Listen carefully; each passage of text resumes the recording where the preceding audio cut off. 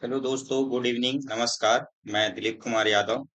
आप सभी लोगों का ऑप्टिमम एजुकेशन गाइडेंस पे स्वागत है। तो आज हम स्टार्ट करेंगे सेल बायोलॉजी, कोशिका विज्ञान।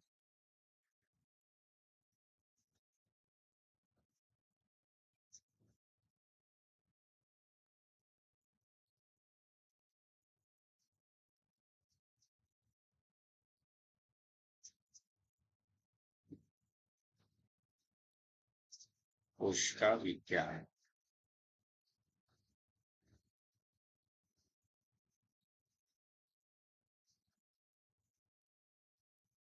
साइटोलॉजी।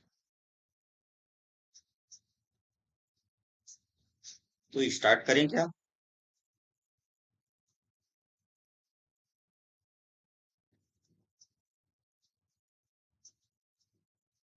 एक मिनट वेट कर लेते हैं, कोई आ जाए।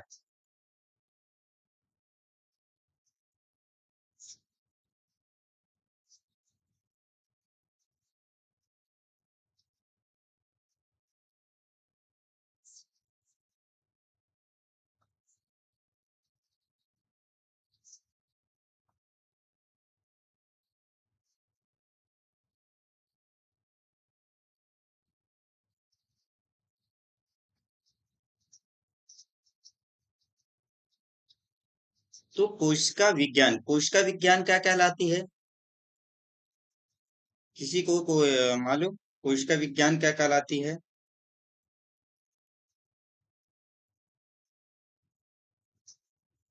तो देखो, कोशिका विज्ञान क्या होती है? मतलब कि जीव विज्ञान की वह शाखा जिसके अंतर्गत हम कोशिका के कार्यों एवं संरचनाओं का अध्ययन करते हैं, कोशिका विज्ञान कहलाती है, साइटोलॉजी कहलाती है। ठीक।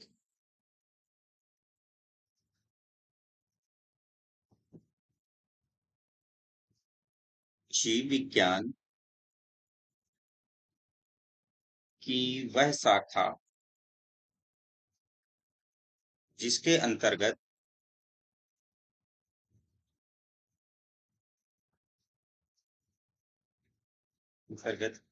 कोशिका के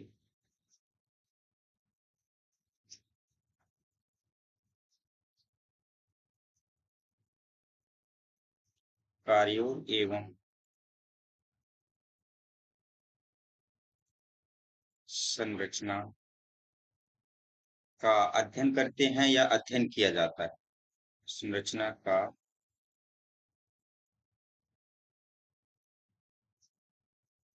अध्ययन करते हैं कोशिका विज्ञान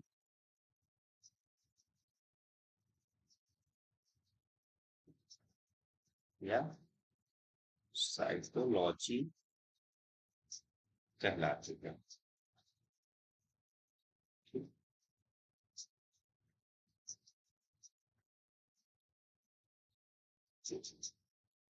तो इसमें हम किसकी संरचना और क्रियाओं का अध्ययन करते हैं? तो कोशिकाओं का। अब कोशिका क्या होती है?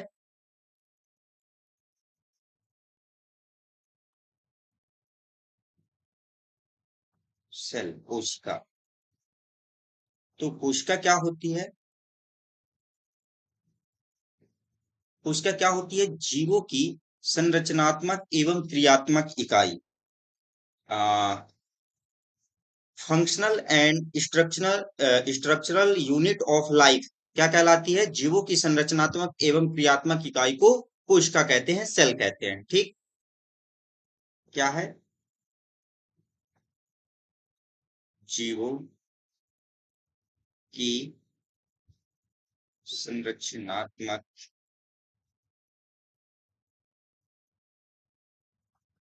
एवं क्रियात्मक इकाई।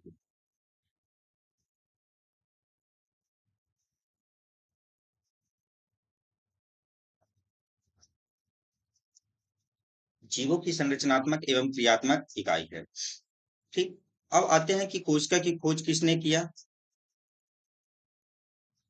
तो कोशिका की खोज किसने किया था?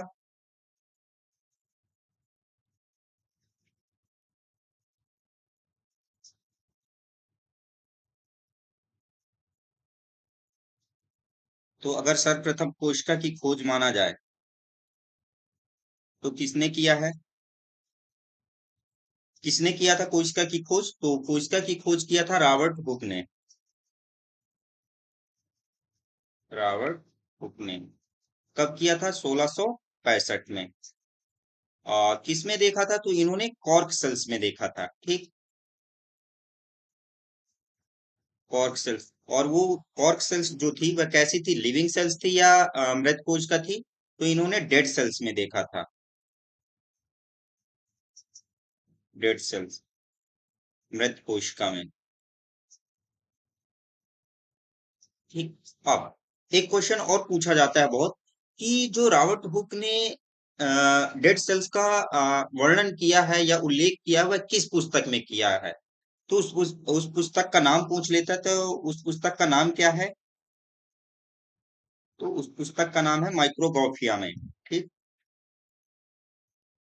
माइक्रोग्राफिया।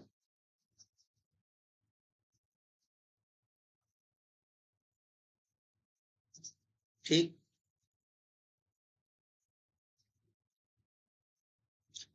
ये तो था डेड सेल्स। अब लिविंग सेल्स की बात करें हम, तो लिविंग सेल्स में खोज किसने किया था? देखो, किसी का कोई क्वेश्चन हो तो क्वेश्चन भी कर दिया करो। किसी के मन में कोई क्वेश्चन आ रहा है या कुछ क्वेश्चन पूछना चाहते हो।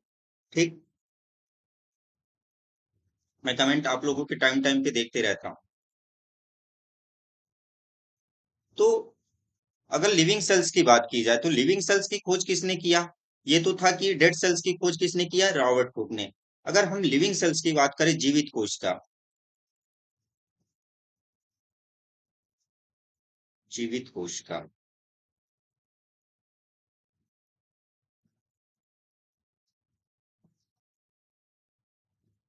लिविंग सेल्स, तो जीवित कोशिका की खोज किसने किया था? तो 1674 में।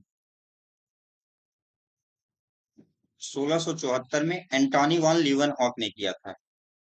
एंटोनी वॉन ल्यूवेनहॉक ने, एंटोनी वॉन लीवनहॉक ने किया था। ठीक, इसकी जीवित कोशिकाओं की। तो सबसे पहले इन्होंने किसमें देखा था? तो सबसे पहले इसमें इन्होंने सर्वप्रथम किसमें देखा था? तो इन्होंने देखा था पॉन्ड सिल्क में, तालाब रेशम में।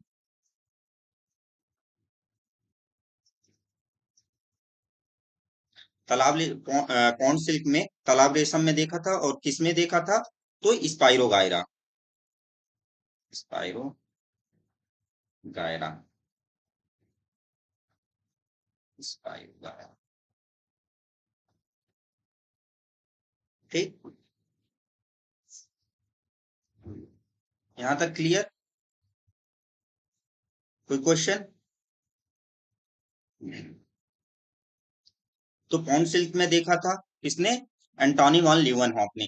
इसके अलावा, फिर पॉन्ड सिल्क के अलावा उन्होंने किसमें किसमें देखा था? तो उन्होंने देखा था किसमें? आरबीसी में,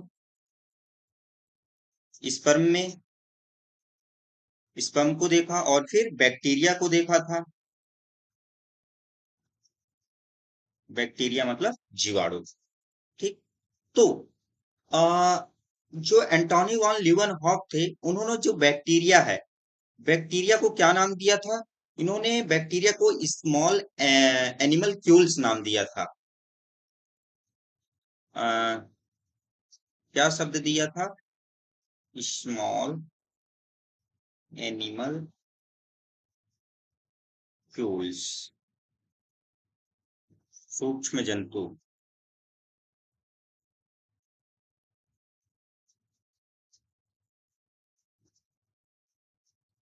सूक्ष्म जंतु शब्द दिया था। ठीक, इसको हाँ लिख देता हूँ। जीवाणु को सूक्ष्म जंतु शब्द दिया था या नाम दिया था। किसने दिया था? एंटोनी वॉन लीवनहॉक ने।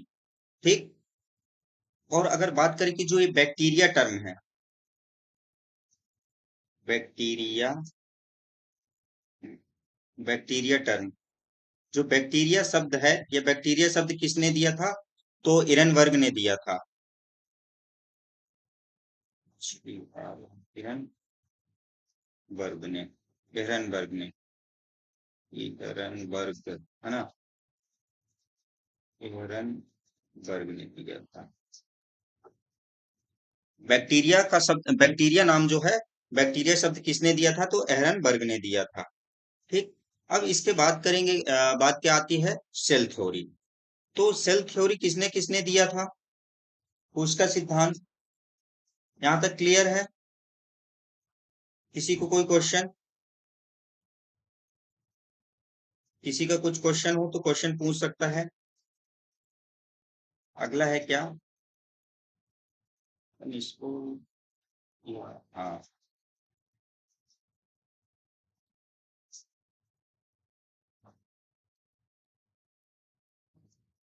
कोश का सिद्धांत। ये क्लियर दिख रहा क्या? नहीं, जो कहा गया है। तो कोश का सिद्धांत किसने दिया था? तो दिया था एमजे स्लेडन और टी सॉन ने दिया था। ठीक। एमजे शेल्डन एंड टी स्वान ने दिया था। ठीक। एमजे शिल्डन और टी सॉन ने दिया था। तो जो एमजे शिल्डन थे, ये कौन थे? तो जर्मन बॉटनिस्ट थे।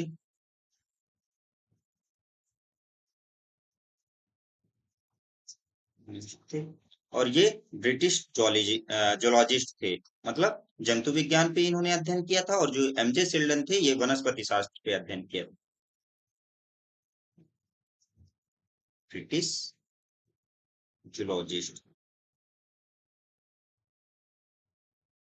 ठीक। जूलॉजिस्ट थे ये। और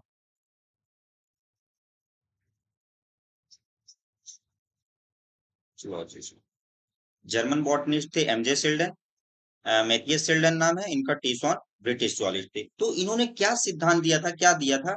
कि अगर यदि कोई जीव है, तो वह यदि एक कोशिका से मिलकर के बना हुआ होगा, या बहुत सारी कई कोशिकाओं से, मतलब बहुकोशिकाओं से, बहुकोशिकी से मिलकर के बना हुआ होता है। ठीक। पहली परिकल्पना इन्होंने क्या दिया था? पौधे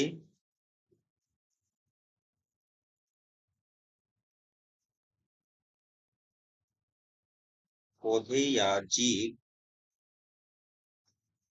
क्या बोले थे? एक कोशिका या बहुकोशिकी से मिलकर के, पौधे या जीव का शरीर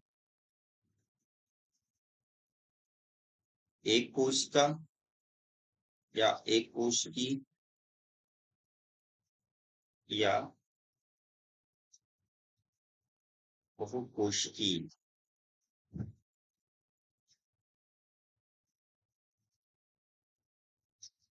ठीक। से मिलकर बनता है। और दूसरा क्या बताए थे? कि जो सभी कोशिकाओं की संरचना व रासायनिक संगठन है, वह कैसा होना चाहिए? समान होता है। ठीक। इसी को अपन दूसरा लिख देते हैं। सभी कोशिकाओं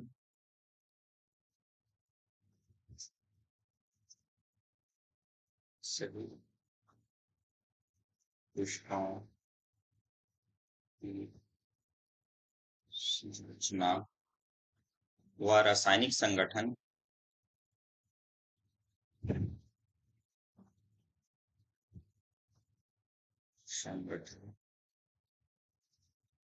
समान होता है।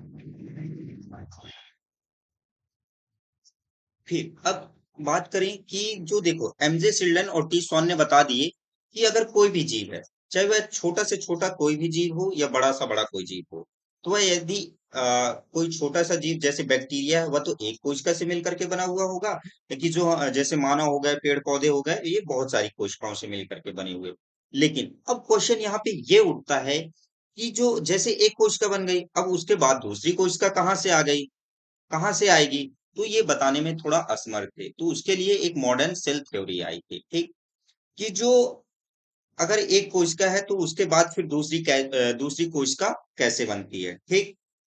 तो उसके लिए आई थी क्या, मॉडर्न सेल थ्योरी।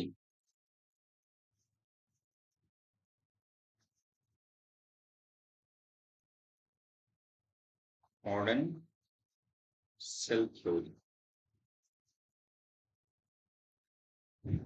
तो मॉडर्न सेल थ्योरी किसने दिया था, तो रुडोल्फ विरकाउ ने दिया था। रुडोल्फ विरकाउ ने, रुडोल्फ विरकाउ ने दिया था, कब दिया था, 1855 में, ठीक। तो इन्होंने क्या बताया था कि अगर जो प्रत्येक कोशिका होती है वह अपने, यानी कि जो नई कोशिका है वह अपने पूर्ववर्ती कोशिका से मिलकर बनती है। क्या बोले, कि प्रत्येक नई कोशिका अपने या अपनी पूर्ववर्ती पूर्ववर्ती कोशिका से बनती है, पूर्ववर्ती कोशिका। तो इन्होंने एक टर्म भी दिया था, क्या टर्म दिया था, ओमनीज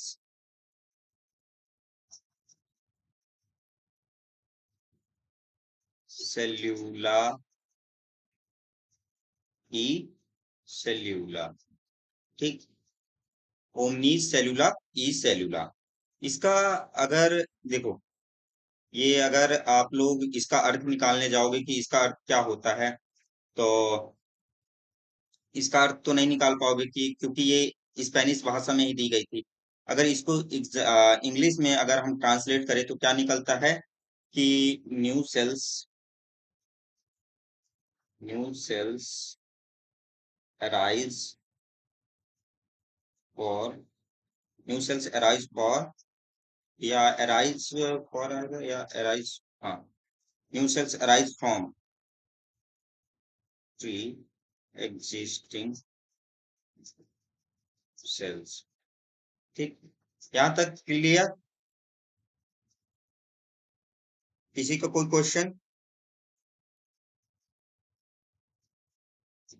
चलो ठीक है,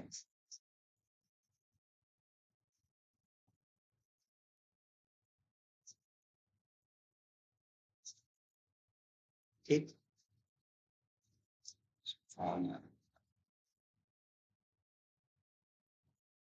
new cells arise from pre existing cells से, यहाँ तक क्लियर। अब एक क्वेश्चन बनता है कि जो वायरस होता है, वायरस लिविंग में आएगा, जीवित कोशिका में, या अजीवित कोशिका में आएगा, बताइए, ठीक। तो देखो, अगर हम लिविंग सेल्स एग्जाम्पल, अगर हम लिविंग सेल्स के एग्जाम्पल की बात करें तो कौन कौन से आ जाएंगे, बैक्टीरिया, प्रोटिस्ट,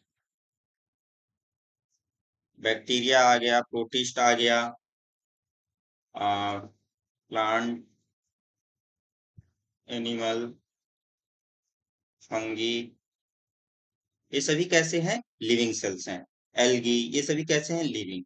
लेकिन इनमें एक एक्सेप्शन है, एक्सेप्शन, तो एक्सेप्शन क्या है, वायरस। वायरस क्या होता है, इसको सजीव व निर्जीव की बीच का कड़ी माना जाता है, ठीक। सजीव व निर्जीव के बीच की कड़ी माना जाता है। अब क्वेश्चन ये उठ रहा होगा कि ऐसा क्यों माना जाता है, क्या होता है, देखो, जब वायरस वायरस में, क्योंकि वायरस जो होता है उसमें कोई सेल्स नहीं होती हैं, कोई ऑर्गेनेलीज नहीं पाई जाती, ना तो इसमें कोई राइबोसोम, माइटोकॉन्ड्रिया, ये कुछ नहीं होता है वायरस में, ठीक। तो ये क्या होता है कि जब सेल से बाहर रहेगा तो कैसा रहता है, मतलब डेड रहता है, और जैसे ही अगर किसी के बॉडी में इंजेक्ट हुआ, किसी की बॉडी के अंदर गया, तो कैसा हो जाता है, सक्रिय हो जाता है, ठीक। क्या माना जाता है? Link between living and non living के, यानी सजीव और निर्जीव के बीच की कड़ी माना जाता है। किसको? वायरस को, विषाणु। अब अगर बात करें कि वायरस की खोज किसने किया था, तो वायरस की खोज किसने किया? तो आइवेनो विस्की ने या आइवेनो विस्की ने। ठीक, आइवेनो विस्की ने, नोविस, आइवेनो विस्की, आइवेनो विस्की ने। ठीक, खोज किसने किया था वायरस की? आइवेनो विस्की ने किया था। और अगर इसके नाम की बात की जाए, शब्द जो टर्म दिया था वह किसने दिया था? किसी को मालूम है कि जो वायरस टर्म है वह किसने दिया था? तो यह दिया था वीजरनिक ने, वीजरनिक ने दिया था। ठीक, खोज आइवेनो विस्की ने किया, नाम टर्म वीजनिक ने दिया। अब यहाँ पे एक क्वेश्चन उठता है कि सबसे छोटा स्मॉल वायरस कौन है, या सबसे पहले खोजा गया वायरस? सबसे पहले खोजा गया वायरस कौन होगा? बताइए आप लोग, सबसे पहले खोजा गया वायरस कौन सा है? मैं ऑप्शन भी दिए दे रहा हूँ।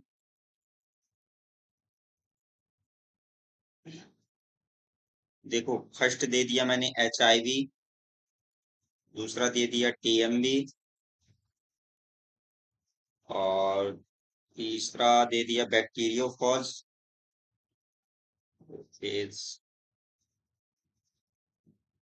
और चौथा हो गया क्या? इन्फ्लुएंजा या माइकोप्लाज्मा। तो बताइए, इन चारों में से सबसे पहले वायरस कौन सा खोजा गया? सबसे पहला किसने खोजा था? ठीक,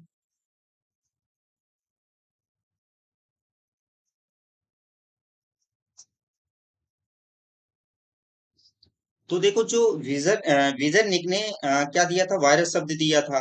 तो उन्होंने एक स्लोगन भी दिया था। क्या दिया था? कि कंटेजिवम वाइवम फ्लूइडियम, कंटेजिवम, कंटेजिवम वाइवम, कंटेजिवम, कंटेजियम वाइवम फ्लूइडियम, फ्लूइडियम। ठीक, देखो, अगर हम इसको इंग्लिश में ट्रांसलेट करें तो ठीक ऐसा तो नहीं आएगा, लेकिन अगर हम, क्योंकि ये उन्होंने अपनी लैंग्वेज में दिया था, अगर इसको हम इंग्लिश में ट्रांसलेट करें तो क्या आएगा? Extremely, extremely, extremely poisonous fluid,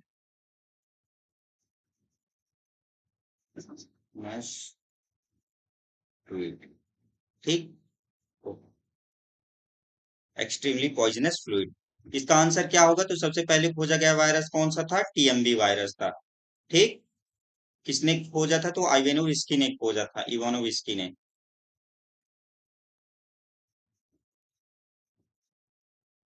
तो यहां तक क्लियर हुआ? Living cells, modern cell theory, Rudolf Virchow ने 1855 में दिया। लिविंग सेल्स हो गया, ये हो गया, है ना? अब अब हम बात करेंगे कि सेल की जो आकृति एवं माप, सेल का साइज एवं माप की बात करते हैं। ठीक, शेप की, कोशिका की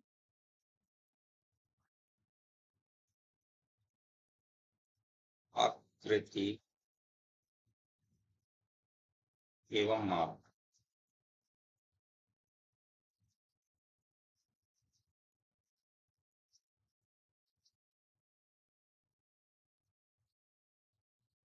shape and size of cell, कोशिका की आकृति एवं माप। तो कोशिका की आकृति कैसी होती है? कभी ऐसे देखे होंगे, कभी ऐसे, कभी ऐसे, ऐसे, कॉमा शेप में।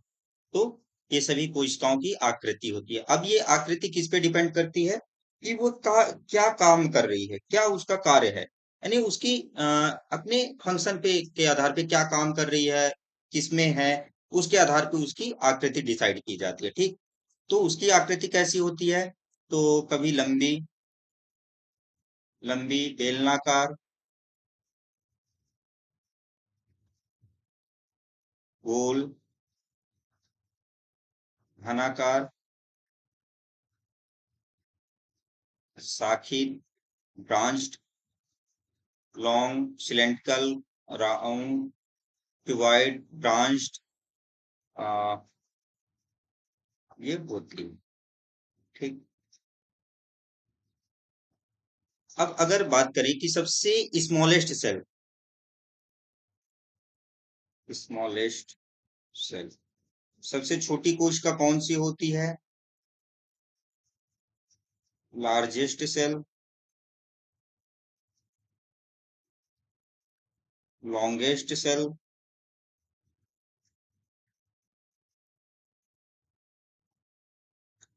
तो सबसे छोटी कोशिका कौन सी होती है?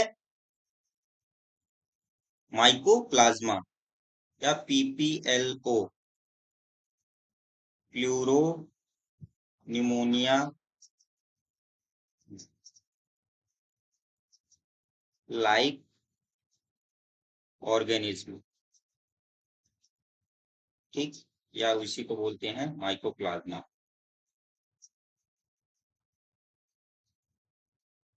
कितनी होती है इसकी लेंथ? तो 0.3 माइक्रोन होती है।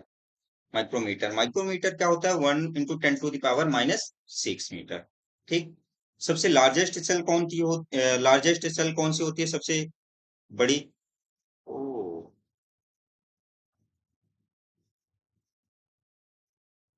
सबसे लार्जेस्ट सेल, तो लार्जेस्ट सेल कौन सी होती है? ऑस्ट्रिच ऑफ एग, शुतुरमुर्ग का अंडा, और का अंडा, इसका व्यास कितना हो? 0.6, सॉरी, नहीं, 6 इंच व्यास होता है। और लार्जेस्ट कौन सी होती है? तो लार्जेस्ट सेल होती है सबसे न्यूरॉन या नर्व फाइबर। ठीक, क्या आप लोगों ने कभी किसी ने सेल देखा है? क्या उसको हम नग्न आंखों से सेल को देख सकते हैं? बताइए आप लोग, क्या आप लोग नग्न आंखों से सेल को देख सकते हैं? बताइए, क्या किसी ने देखा है? किस किस ने देखा है सेल को? नग्न आंखों से हम देख सकते हैं सेल को क्या? तो बिल्कुल देख सकते हैं, क्योंकि जो सिंगल एग, जो एग होता है ना, मुर्गी का एग तो देखे होगे ना, अंडे, वो कैसा होता है? सिंगल सेल का ही बना हुआ होता है। ठीक, एक कोष की होता है। तो अंडा तो सबने देखा है। तो अगर कभी आप टीचर, देखो टीचर की तैयारी करने जा रहे हो, अगर आपसे कभी कोई पूछ ले कि सर आपने क्या देखा है, तो बिल्कुल बता देना भाई मैंने देखा है।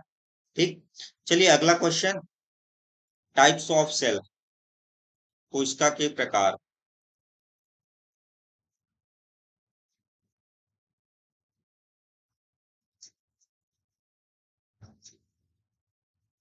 कोशिका के प्रकार, तो कोशिका कितने प्रकार से होती है? तो देखो, कोशिका दो प्रकार से होती है। कौन कौन सी? पहली हो गई प्रोकैरियोटिक सेल्स, प्रोकैरियोटिक, प्रोकैरियोटिक कोशिका या असीम केंद्र, असीम सेल इसको बोलते हैं। चलिए, तो देखो प्रोकैरियोटिक, प्रोकैरियोटिक में क्या क्या है?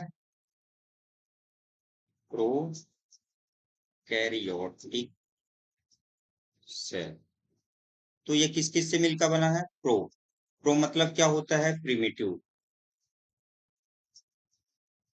मतलब पुराना। ठीक। और कैरी ऑन मतलब होता है न्यूक्लियस, मतलब केंद्रक। तो प्रोकैरियोटिक का मतलब क्या हो गया कि जिसमें पुराना न्यूक्लियस होता है, या प्रो यानी पुराना या प्राचीन। ठीक।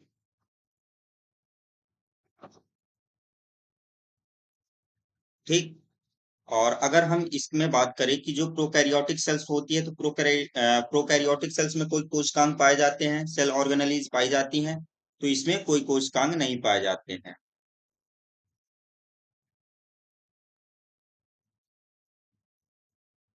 इसमें कोई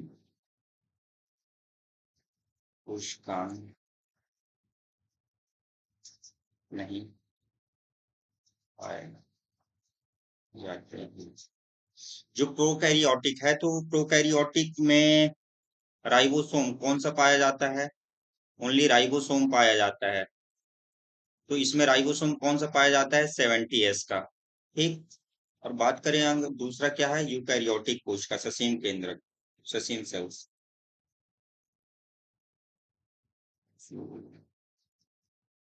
यूकैरियोटिक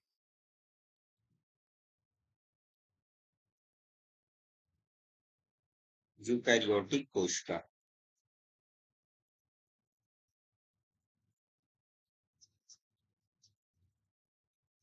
कैरियोटिक सेल। तो यूकैरियोटिक का मतलब क्या हो गया? जिसमें यू का मतलब क्या होता है?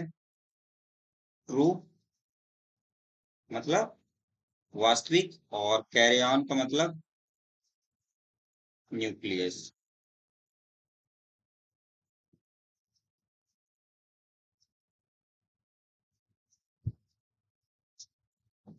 वास्तविक या सत्य, और न्यूक्लियस का मतलब केंद्रक। तो इसमें केंद्रक कैसा होता है? इसमें सत्य केंद्रक पाया जाता है, मतलब इसमें क्या होता है, न्यूक्लियर मेम्ब्रेन उपस्थित होती हैं, सभी कोशिकांग पाए जाते हैं, सेल ऑर्गेनेलीज पाई जाती हैं। ठीक।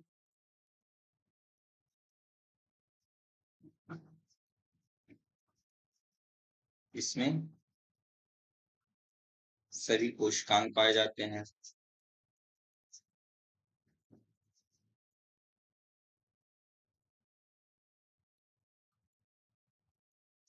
क्या प्रोकैरियोटिक कोशिका में न्यूक्लियस पाया जाता है या नहीं? इसमें केंद्रक पाया जाता है।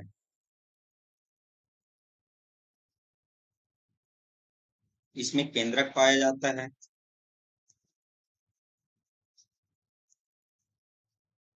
या न्यूक्लियर मेम्ब्रेन। जब केंद्रक है तो न्यूक्लियर मेम्ब्रेन होगी ही। अगर प्रोकैरियोटिक कोशिका की बात करें, तो प्रोकैरियोटिक कोशिका में क्या केंद्रक पाया जाता है? तो इसमें क्या पाया जाता है? इसमें न्यूक्लियोइड पाया जाता है। इसमें न्यूक्लियोइड न्यूक्लियोइड पाया जाता है। ऑइड का मतलब क्या होता है? जो ये ऑइड है, ऑइड का मतलब के जैसा। किसके जैसा? न्यूक्लियस, मतलब जहां पे जो सामने लिखा रहे न्यूक्लियस, तो न्यूक्लियस के जैसा।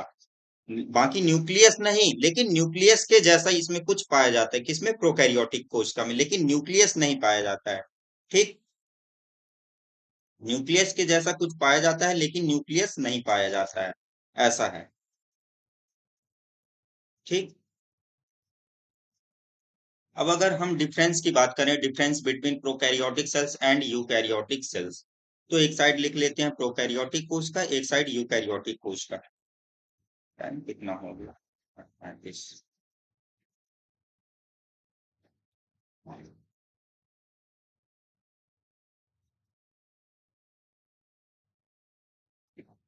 प्रोकैरियोटिक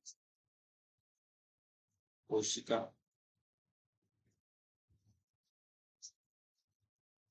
यूकैरियोटिक कोशिका। तो सबसे पहले बात करेंगे हम किसकी? न्यूक्लियस। क्या इसमें न्यूक्लियस पाया जाता है? फिर न्यूक्लियस के बाद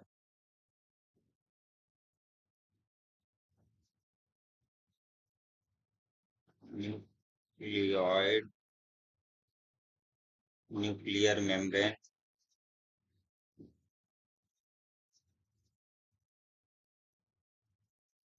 nuclear membrane, ribosome,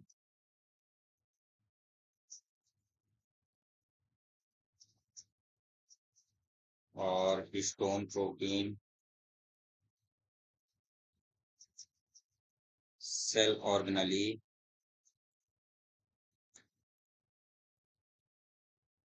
cell organelles. ठीक, देखो इसमें न्यूक्लियस अनुपस्थित होता है, अनुपस्थित होता है, इसमें उपस्थित होता है, उपस्थित होता है। बात करें न्यूक्लियोइड की, तो ये प्रोकैरियोटिक में प्रेजेंट होता है। ठीक, और इसमें ये एब्सेंट होता है। न्यूक्लियर मेम्ब्रेन, तो जब न्यूक्लियर मेम्ब्रेन, जब न्यूक्लियस ही नहीं होता तो न्यूक्लियर मेम्ब्रेन इसमें क्या होगी, अनुपस्थित होगी। ठीक, और यूकैरियोटिक में उपस्थित होती है। अगर राइबोसोम की बात की जाए तो इसमें कौन सा होता है, 70s राइबोसोम होता है। 70s में कौन सी, एक लार्ज यूनिट होती है 50s की, और स्मॉल यूनिट्स होती है 30s की। अगर यूकैरियोटिक की बात किया जाए तो इसमें 80s राइबोसोम पाया जाता है, जो कि इसकी लार्ज यूनिट होती है 60s की, और दूसरी होती है 40s की। हिस्टोन प्रोटीन, तो क्या हिस्टोन प्रोटीन इसमें पाया जाता है, तो इसमें नहीं पाया जाता है। ठीक, अनुपस्थित होता है। हिस्टोन प्रोटीन मतलब कि डीएनए के साथ जब प्रोटीन जुड़ी होती है, जो अनुवांशिक सूचनाओं को जिसमें निहित होती है, वो हिस्टोन प्रोटीन कहलाती है। ठीक, तो इसमें नहीं पाई जाती, इसमें पाई जाती है। सेल ऑर्गेनेलीज, अगर हम बात करें कि प्रोकैरियोटिक कोशिका है, तो प्रोकैरियोटिक कोशिका में सेल ऑर्गेनेलीज कौन कौन सी होंगी, तो क्या इसमें तो इसमें कौन कौन सी, जैसे माइटोकॉन्ड्रिया हो गया, क्लोरोप्लास्ट हो गया, एंडोप्लाज्मिक रेटिकुलम हो गया, गोल्गी बॉडी हो गई, ये पाई जाती हैं। लेकिन अगर लाइसोसोम की बात करें, सेंट्रोसोम की बात करें, तो ये कैसा होते हैं, अनुपस्थित होते हैं। तो माइटोकॉन्ड्रिया, माइटोकॉन्ड्रिया हो गया, और क्लोरोप्लास्ट और एंडोप्लाज्मिक रेटिकुलम, गोल्गी बॉडी,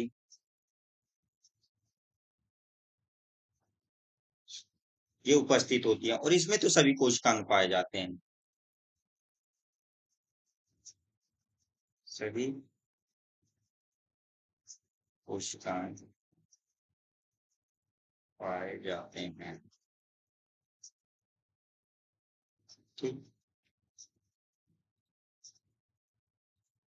और अगला पॉइंट देखेंगे, तो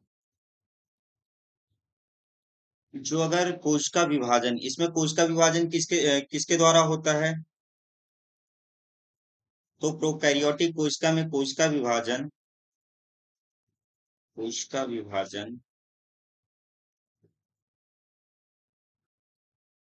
विखंडन एवं मुकुलन के द्वारा होता है। विखंडन एवं सेगमेंटेशन एंड बडिंग के द्वारा होता है।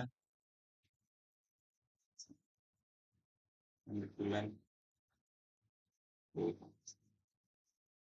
द्वारा होता है। और अगर यूकैरियोटिक कोशिका में बात किया जाए, तो इसमें जो कोशिका विभाजन है वह किसके द्वारा होता है, तो इसमें कोशिका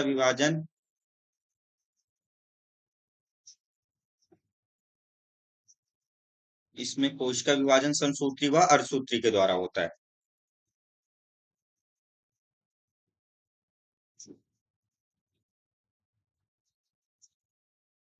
समसूत्री तथा अर्धसूत्री,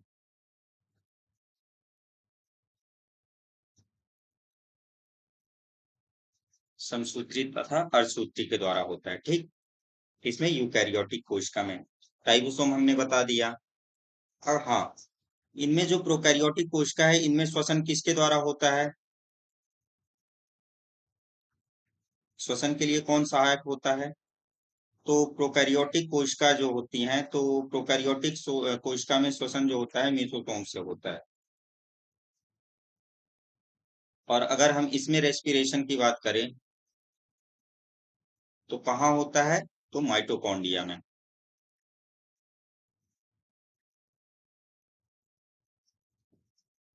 ठीक।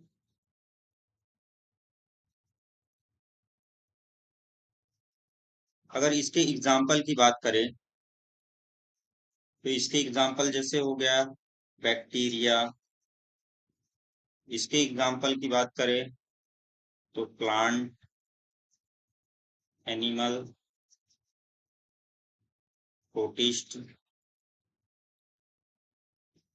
फंगी, ये सभी कैसे हैं? यूकैरियोटिक कोशिका।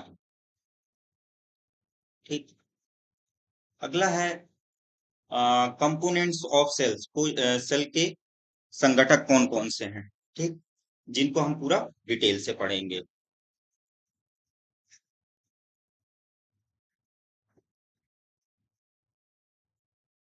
कोशिका टाइम,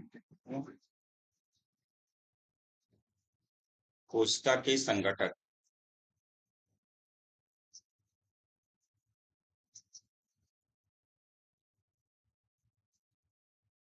कंपोनेंट्स ऑफ सेल, कोशिका के संगठक कौन कौन से हैं? सबसे पहला प्रोटोप्लाज्म,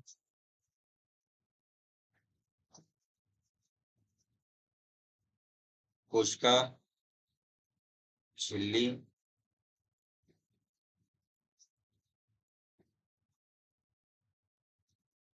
कोशिका भित्ति सेल वॉल,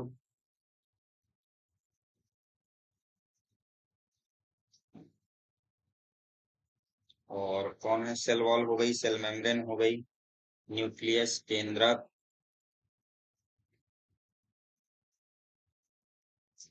और साइटोप्लाज्म कोशिका द्रव, कोशिका द्रव केंद्रक हो गया, लवक, इसको plastid, mitochondria,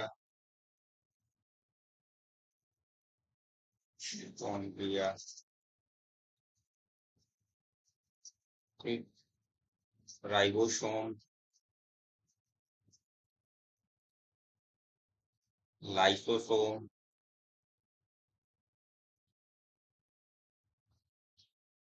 endoplasmic reticulum,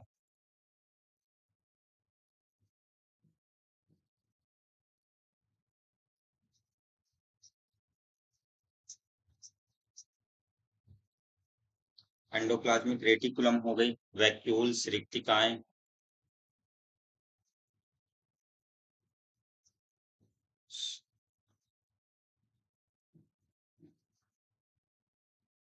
vacuoles रिक्तिकाएं हो गई।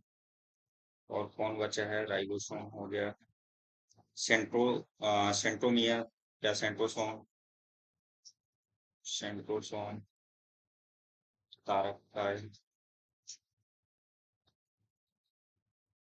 Golgi body.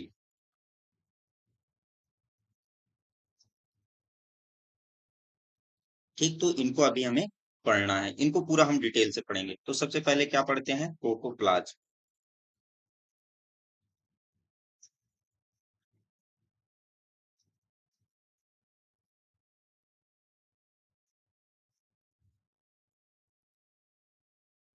पहला है क्या?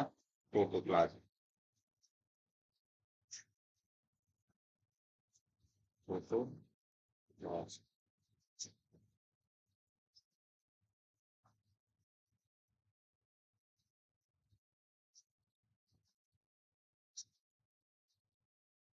तो ये प्रोटोप्लाज्म जो होता है, तो जो प्रोटोप्लाज्म मतलब जीव द्रव।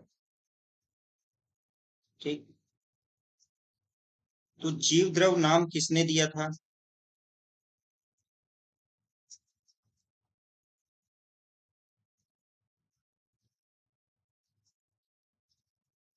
प्रोटोप्लाज्म। जो प्रोटोप्लाज्म टर्म है, नाम है, वह किसने दिया था? तो 1839 में पुरकिंजे ने दिया था। ये क्वेश्चन काफी बार पूछा गया है, इसलिए लिखवा था मैं। ठीक। अगर हम बात करें कि जो प्रोटोप्लाज्म होता है, यह कैसा होता है? यह एक रासायनिक एवं जटिल मिश्रण होता है। रासायनिक कार्बनिक पदार्थों का जटिल मिश्रण होता है। यह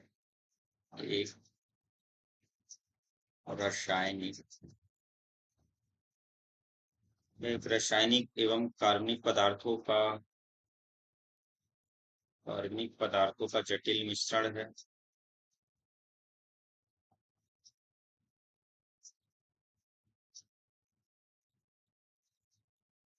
कार्बनिक पदार्थों का जटिल मिश्रण है। और अगर हम बात करें कि प्रोटोप्लाज्म में लगभग कितने परसेंट जल पाया जाता है, तो 80% जल पाया जाता है।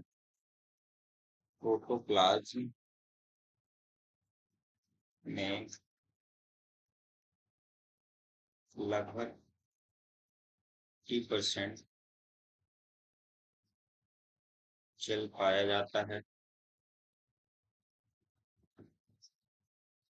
और अगर प्लांट की बात की जाए तो प्लांट में सॉरी जलीय पौधों में कितने परसेंट जल पाया जाता है?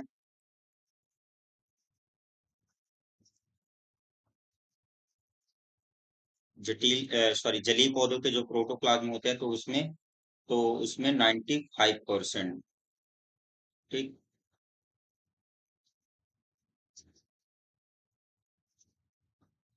अब इसके हम कंपोनेंट्स की बात करेंगे कि यह किस किस से मिलकर के बना हुआ होता है। तो सबसे पहले रासायनिक तत्वों की बात करते हैं।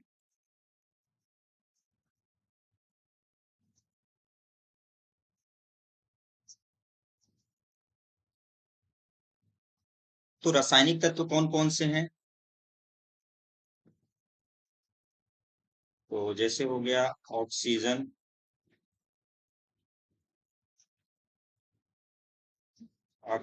हो गया, कार्बन, हाइड्रोजन,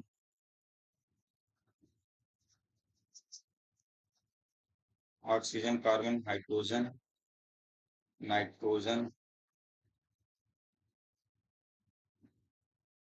फास्फोरस,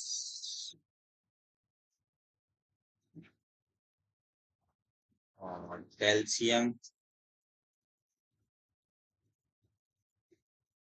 और अन्य आ गया। तो ऑक्सीजन कितने परसेंटेज होती है? तो 63%।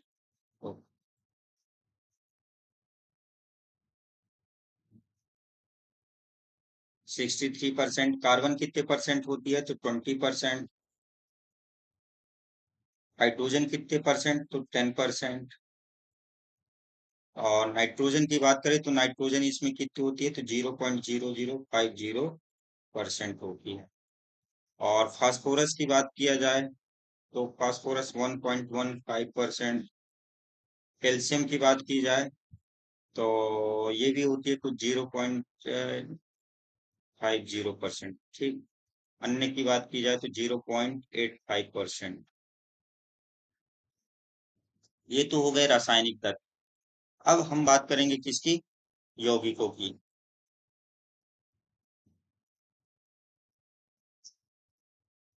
तो यौगिक में कौन कौन से आ जाएंगे? जैसे जल हो गया और एक लवण। तो जल कितने परसेंट होता है? जल होता है 80%, और लवण होता है 1%। इसके अलावा हम कार्बनिक पदार्थ।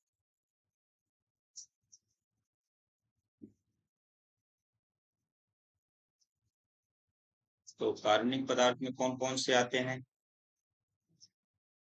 प्रोटीन, वसा, कार्बोहाइड्रेट, प्रोटीन, वसा, कार्बोहाइड्रेट, और क्या है? न्यूक्लिक अम्ल। न्यूक्लिक अम्ल स्टेरॉयड। प्रोटीन होती है इसमें कितनी? 12%, वसा 3%, और कार्बोहाइड्रेट होती है 1%, न्यूक्लिक अम्ल 2%, और जो स्टेरॉयड होता है वह 0.50% होता है। ठीक, तो ये रहा प्रोटोप्लाज्म।